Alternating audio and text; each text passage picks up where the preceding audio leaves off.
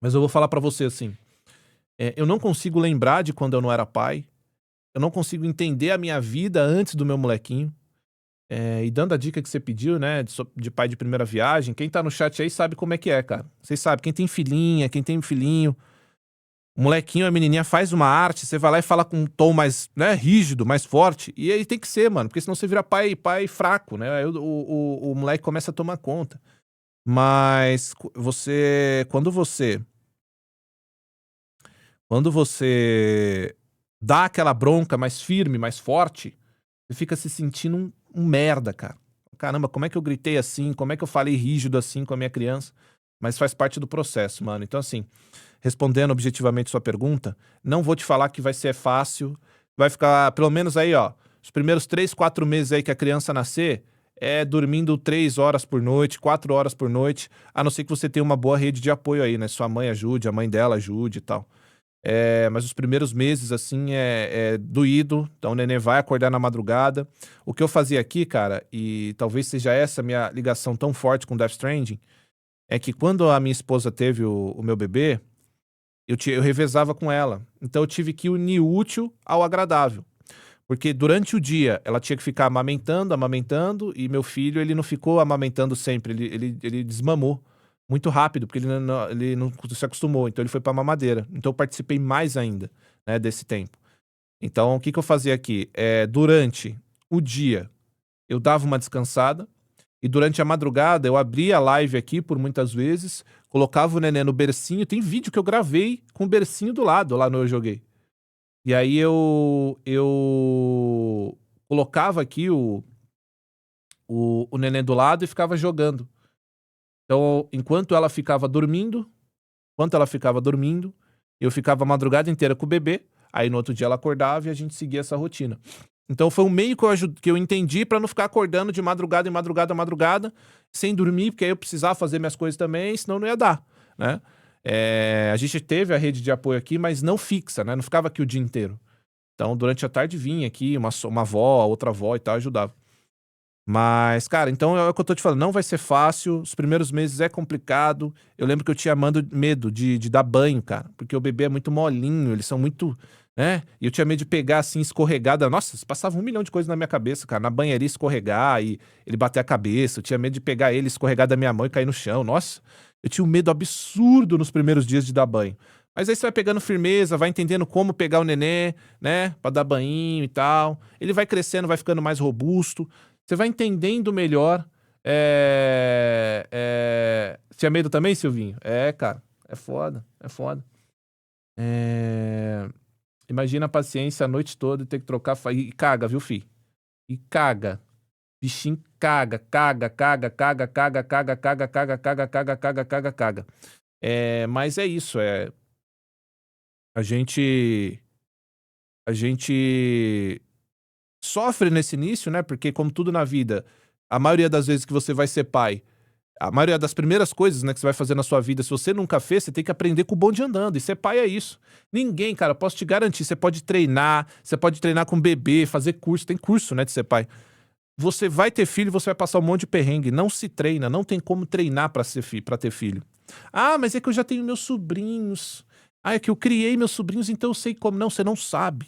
O seu filho, a sua responsabilidade é diferente de você passar um tempo ou outro com uma criança, entendeu? Ou doar parte do seu dia. Filho é 100%, é tempo integral. É 100%, na verdade. É 100%. Você tem que estar lá o dia inteiro pra criança. É diferente, mano.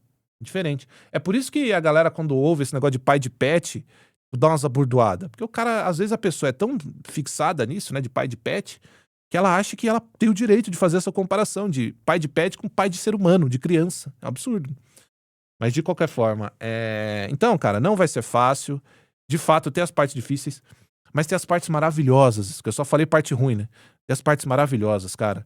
Você criar um ser humano, ver ele se desenvolver, ensinar a ser um bom homem, uma boa mulher, seja lá como for, passar uma boa visão de mundo que você acredita, pelo menos, né? Claro que minha criação não vai ser a mesma criação ou boa de outra pessoa. Passar para as pessoas o que você acredita, que essa criança vai ser. Ver ele andar a primeira vez, ver as primeiras palavrinhas, ver, sabe? Isso é maravilhoso. Quando ele começa a interagir com você, que nem tem um momento ali que ele é só um bebezinho, ele brinca e tal. Mas quando ele começa a falar papai, que nem meu filho agora fala pra caramba, troca ideia comigo. E, cara, olha que loucura, ele tem 3 aninhos.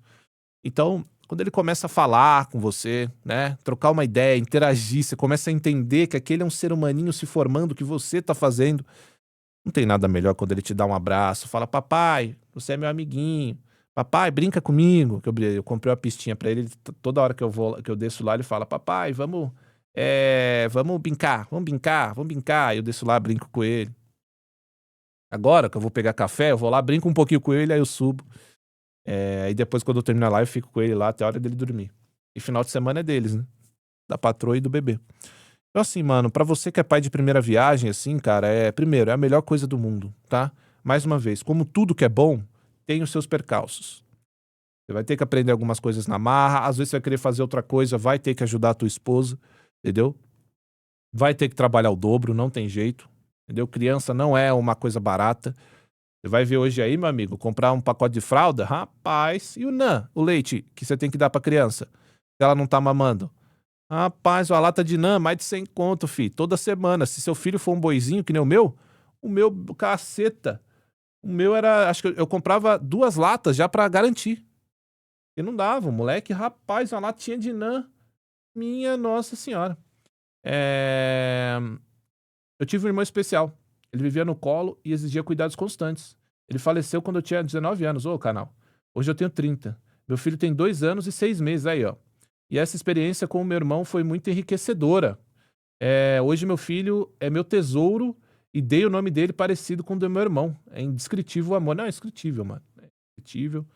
E ter filho é um bagulho que, cara, não tem.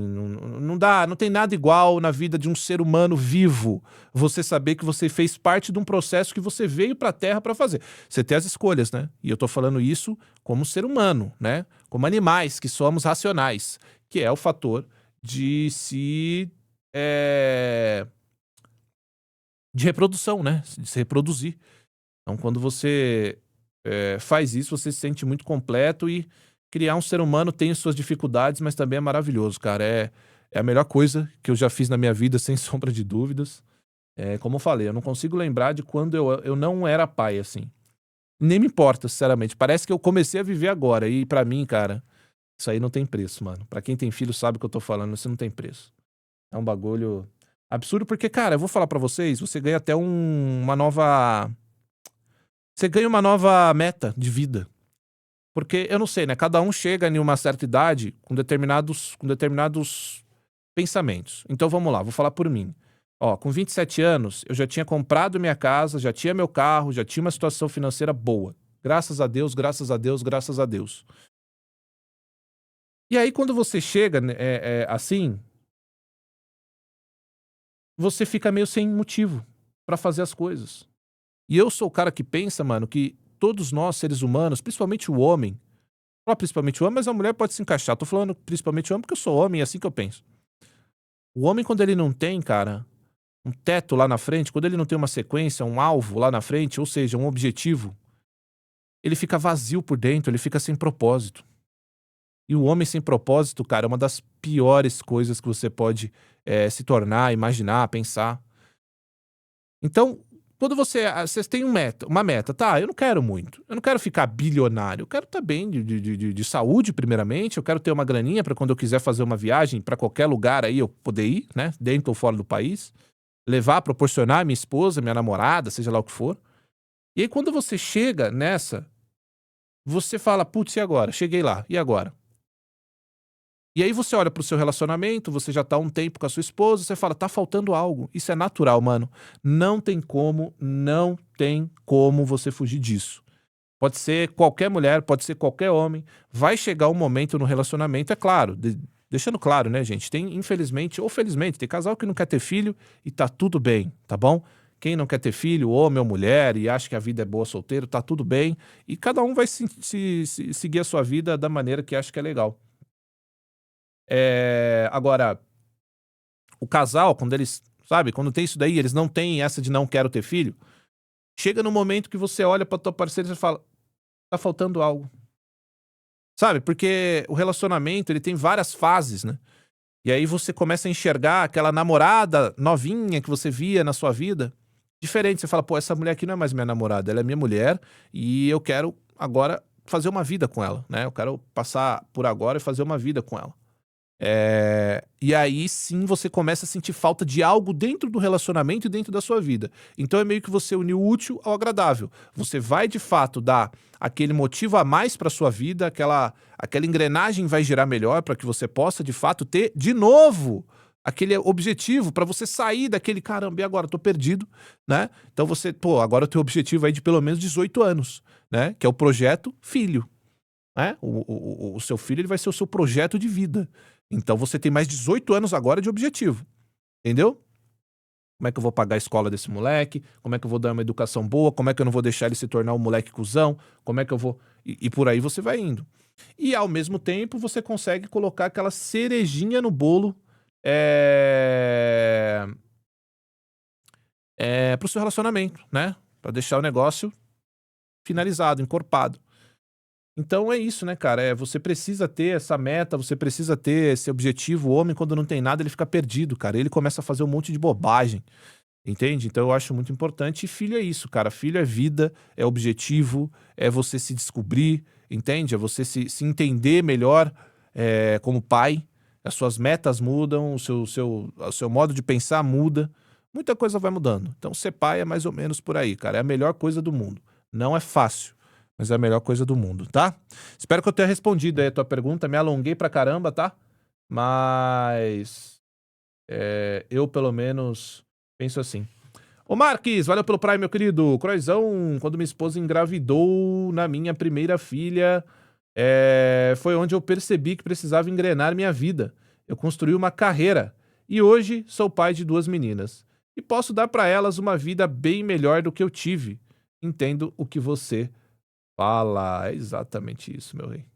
O mais difícil pra mim é tentar saber quando engrossar a voz e falar firme com meu filho. Quando eu faço, fico mal depois. Exato. Fico mal depois. Parece que eu exagerei porque ele chora. Pode eu dar o grito. Eles se assustam, né? Aqui também. É porque, por exemplo, às vezes, que nem meu filho é um cavalinho, né? É um moleque. E assim, é um tanquezinho de guerra. E às vezes ele pula na mãe dele com a força, e empurra a mãe dele. Às vezes ele quer brincar de brincadeirinha que eu brinco com ele. E eu falo pra ele, não pode, cara, não pode. Aí ele não obedece. Para com isso, não pode. Aí eu falo mais rígido. Aí ele olha assustado assim, aí ele começa a chorar. Aí eu falo, pois é, cara, você tem que aprender. Aí ele, não vou fazer mais e tal. E aí eu me sinto o pior lixo do mundo. Eu saio de pai carinhoso, amoroso, pra aquele pai bêbado. Fica parecendo, você não se sente às vezes? Aquele pai bêbado que chega em casa e maltrata todo mundo. Fala, mano, pelo amor de Deus, eu não sou isso. Eu só corrigi meu filho, pelo amor de Deus. Aí você se sente um merda, mas, cara, é parte do processo, tá? Eu já conversei com psicólogo, já conversei com pessoas e é parte do processo, mano. Entendeu?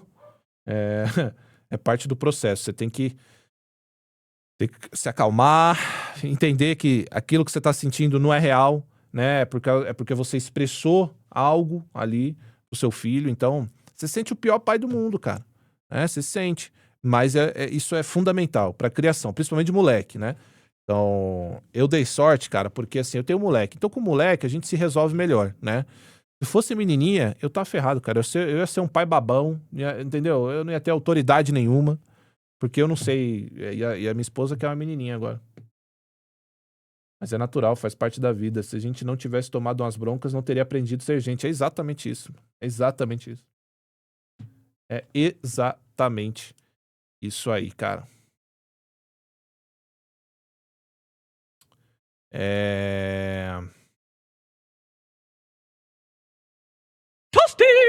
Escaleta mandou Fala, R$10. Bom Escaleta. dia, Crosal. Hoje é meu aniversário, 25 anos. Ô, E te Escaleta. acompanho desde os 13. Esse Tamo já junto foi, né? sempre. Parabéns, Deus meu abençoe irmão. você e sua família. Tamo junto, meu mano Escaleta. Tamo junto. Ó, o Live Pix tá funcionando, ô Lohan. Tá crachado? Como assim? O que houve aí?